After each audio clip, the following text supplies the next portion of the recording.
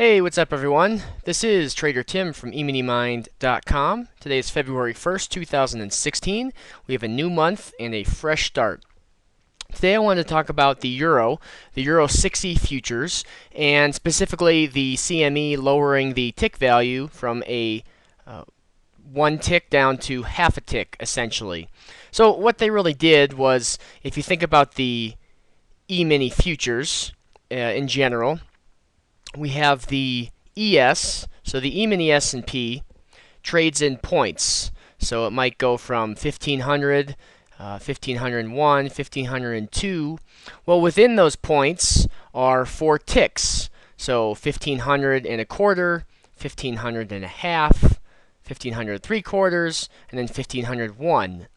And essentially what the CME did with the euro is add in a half tick. So instead of going from 1.0899 to 1.0900, now we have a half tick in the middle. So the pip range, the pip size, if you will, the actual value has not really changed, but by adding a half tick, now going from 1.0899 to 1.0900, you have a half tick in the middle. So each tick is now worth $6.25 US.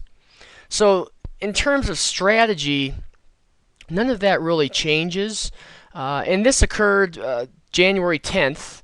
2016. It was kind of just sprung on the markets. There wasn't a whole lot of discussion early on about it, but what I wanted to take some time to go through and look at the tick chart, because when this was occurring, I wasn't sure if the 512 tick chart would be giving us as many opportunities.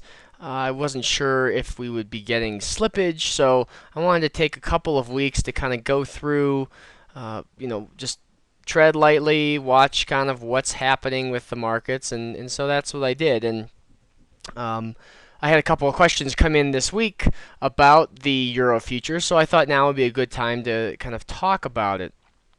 On the left, I've got my infinity dome, and we're right around, right at the open for the next trading day, Tuesday, if you will. So that's why the markets are starting to jump around here. On the left, I have the 512 tick chart, and on the right, I've got a 233. And this is both from today, starting right about 9 o'clock. And you can see, just visually looking at the two charts, they're identical in terms of time frame. You can see the general trend is the same, but with the 233, you've got a little bit more noise, a little more up and down, if you will. I'm not convinced that moving to a 233 just because we have half ticks introduced is the way to go, but the 512 tick chart has been a little bit light. And I think part of that is just from the recent change occurring, from futures rollover, or from rather the beginning of January. And so as we go, this is the March contract. January, February, March, I think we'll continue to see this kind of a little bit lighter trading on the euro. And it'll be interesting to see what we get at futures rollover in March, and going to the next contract, having a fresh contract with the half ticks to kind of see what happens in terms of volume. And I don't have a ton of data, a ton of trades with the euro in these half ticks where I've experienced slippage one way or another. I'm a little bit hesitant in terms of, or just unsure of how much slippage may end up coming into the markets because of the half ticks. But like I said, it's only been a little over 2 weeks, so I don't have a ton of data to really make any conclusions or general assumptions. So you'll see over here the stop loss, though, we're still 8 pips, if you will. Just like on the ES, I use a 1.5, 1.5 point stop. If they were to introduce a bunch more ticks, 8 ticks per point on the ES, the dollar value of the stop would still be the same. You would just have more, in this case, going from 8 to 16 ticks for the stop loss. It's still the same dollar value, so it's still $100 per trade in this case.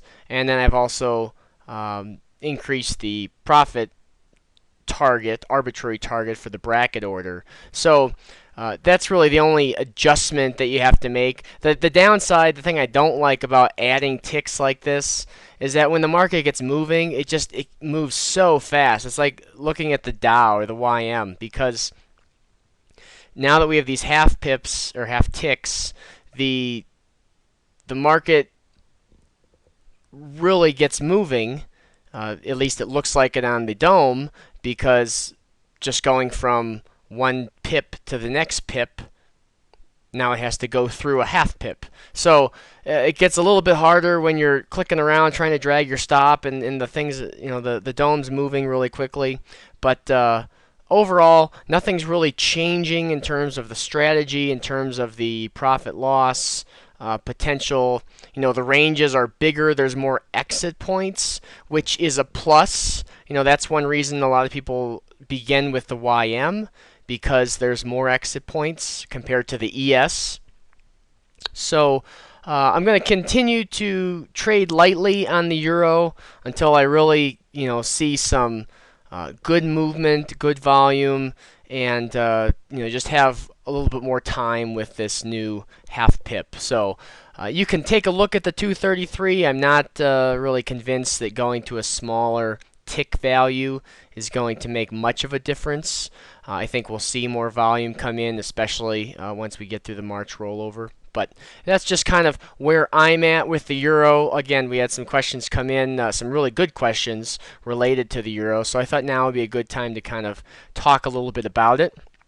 And I'll keep you posted on any changes that I do, come across, or things that I'm thinking about adjusting to the methodology.